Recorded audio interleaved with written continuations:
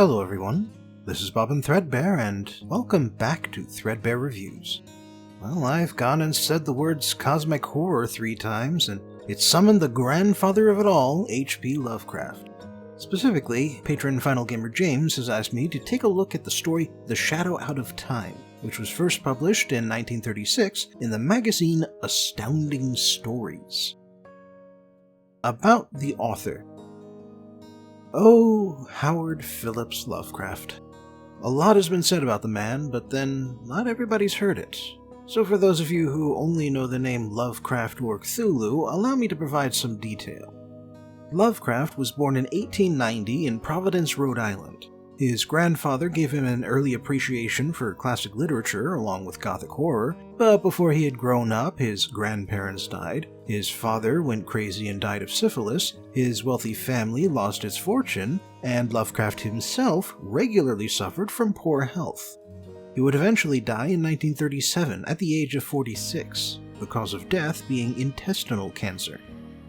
Because of his poor health, Lovecraft was very sheltered as a child. As a result of that, and also because his family still had enough money to live on, Lovecraft became a fan of the amateur journalist, the idea that getting paid for writing articles and stories somehow corrupts the process and creates inferior art and science. He was also a big fan of old-fashioned writing, which is why his stories often read like they were written long before the 1920s and 30s. It's also why he writes color with a U, despite being an American. Something else Lovecraft picked up in his youth was racism. Hoo boy, the racism. Let me start by saying that the 1910s were very possibly the most racist years in American history, and believe me, I know that's a high bar to clear. Wealthy Anglo-Saxon American families in New England were especially elitist, thanks to the British Empire also being at its height at the time. And to them, pretty much any heritage aside from pure Anglo-Saxon made you inferior.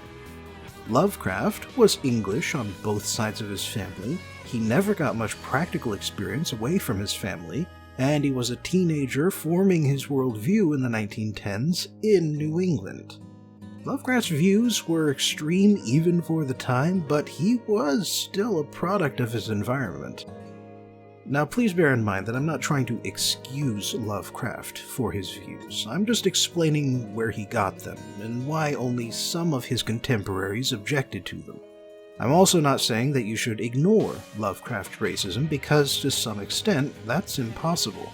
A lot of his horror stories are based around the assumption of superiority that you get from racism, the same assumption that made Joseph Campbell refuse to publish stories about superior aliens.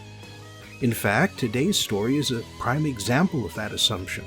So while I could say more about the life and times of H.P. Lovecraft, I think I'll move on to the next segment so that we can focus more on his writing and his racism.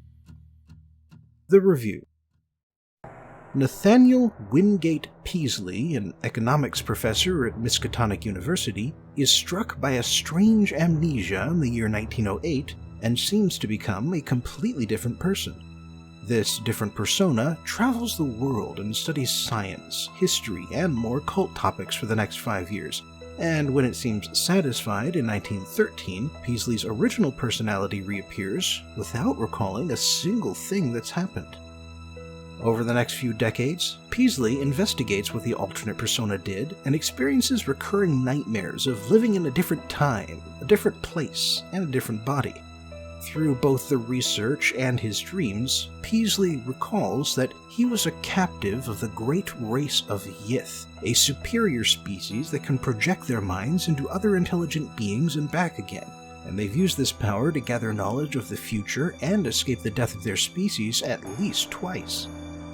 As Peaslee recalls from his captivity, the Yith exist as strange conical creatures during Earth's Mesozoic era, and he learns during this time that humans are only one in a long line of intelligent life forms on Earth. Back in the present, Peaslee convinces himself that all his nightmares are the result of an overactive imagination and mental disabilities, but he eventually joins an expedition to Australia that uncovers the ruins of the city he lived in, and in the end, he discovers the book he wrote while he was in a Yithian body. The Shadow Out of Time is a very imaginative story. The great race of Yith hardly resembles any sort of known terrestrial life form, but it still follows a certain logical construction. Lovecraft also comes up with details about the Yithian society, and he creates a whole timeline of intelligent life forms like lizard creatures that came before us and cockroaches that come afterwards. However, while the story is imaginative, it's not very scary, or at least it's not as scary to a modern audience. Lovecraft is an author who uses a lot of descriptors and adjectives in his writing, and since he's almost always writing in the first-person perspective, it's never very hard to understand which emotions he wants you to feel. In this story, it's very clear that he wants you to feel Peasley's horror as he gets kidnapped out of his body and forced to live in a Yithian body for several years, but he honestly wasn't treated that badly during his captivity. They do steal him out of his body and his life, sure, but as Peasley gets used to the situation, he's allowed to speak to other captives, write about his time period, explore the city he's in, and eventually explore the whole world. The Yithians tell him that he will eventually go back to his old life, and while the Yith wipe his memory when he leaves, it's less because they don't want him to know what's happened, and more because they're worried about ripples in the time stream. Now, I'm not saying the Yith are a good species, but they aren't much worse than humans either, or at least not worse than humans might be if we lived for thousands of years and could trade places with other intelligent life forms throughout history. Yithian society is described as a socialist fascism, where the state gives more resources to the deserving and culls the disabled at birth, but this isn't presented as a bad thing. I think that's just what Lovecraft thought a more advanced society would look like. Peasley also doesn't worry that much about how a stranger destroyed his life by puppeting his body for 5 years. Instead, the main thrust of the horror, or at least the horror the author wants you to feel, is the simple fact that somewhere out there are monsters that are smarter, more advanced, and more powerful than humans, and yet are also ugly and inhuman. Peasley spends most of the story trying to convince himself that the fugue, amnesia, and vivid nightmares all come from inside his head, and the horrible twist at the end is that it was all very much real. That aspect of the story just isn't that frightening to a modern audience, or at the very least I don't find it that frightening. Partly that's because we see strange monsters and superior aliens all the time in modern science fiction works, and partly it's because, well, Americans today aren't as racist as we were 80 years ago. All racism starts with the assumption my group, my race, is inherently superior to every other group. The Shadow Out of Time is only a horror story if you believe that this is true, because the horror comes from discovering that you're wrong, that there's an alien species out there that's superior to humanity in every way and has nothing, not even evolution, in common with them. I'm starting to stray into the analysis now, so let me sum up. The Shadow Out of Time is an imaginative short story, but if you want science fiction with a lot of imaginative aliens in it, read First and Last Man or Star Maker by Olaf Stapledon.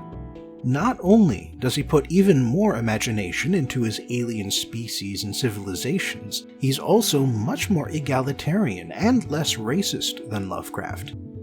Many of Lovecraft's horror stories still hold up today, but the horror aspect of The Shadow Out of Time is not one of them. The analysis. Once again, we draw from the well of cosmic horror, and so, once again, we come back to the recurring theme of this series. In this story, it's mostly played straight, but there's a twist at the end. Beware the unknown, for it may be superior to you. A lot of today's readers would much rather ignore Lovecraft's racist views and appreciate his stories without thinking about that, but I don't think that's really possible. The basis of cosmic horror is the idea that out there is a universe that doesn't care what you think you know, doesn't care how self-important you think you are, because you are nothing compared to what the universe can throw at you. The great old ones like Cthulhu and Shub-Niggurath don't care whether humans live or die, because to them we're nothing but mayflies, short-lived insects who can be annoying but are ultimately harmless and meaningless. Racism is basically the opposite of that. We are the best. We are the most important things in the universe, and if things aren't as good as they used to be, that's only because we aren't in charge anymore, and the people who are in charge are weak and too soft on the undeserving.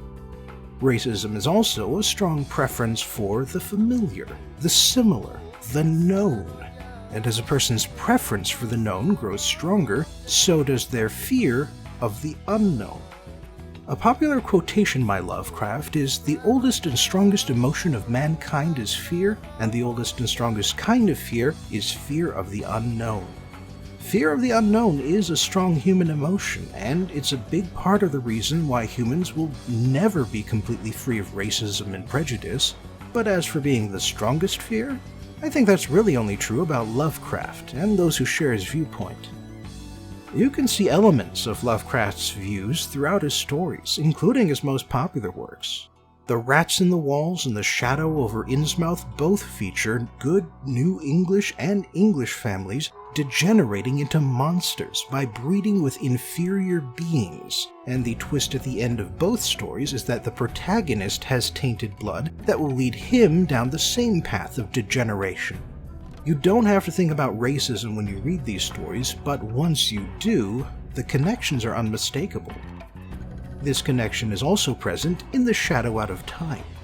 The previous two works I mentioned are, at least in part, based around the fear that you are more inferior than you thought because of who your ancestors are. And this story is based around the fear that somewhere out there is an alien species that is superior to you in every way that matters. The War of the Worlds by H.G. Wells also has elements of this fear. And the reason this story didn't grip me with fear is because I don't really care if an alien is superior to me.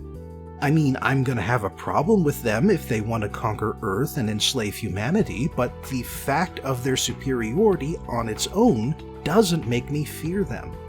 If anything, I'd call it an opportunity for me to learn something new. It's just too bad that Peasley and Lovecraft don't see it that way. Thanks for joining me again for today's Threadbare review, and I hope I'll see you next time. Until then, please remember to like, share, and subscribe, and if you have a little extra money to spare, you can support me on Patreon. Link in the description.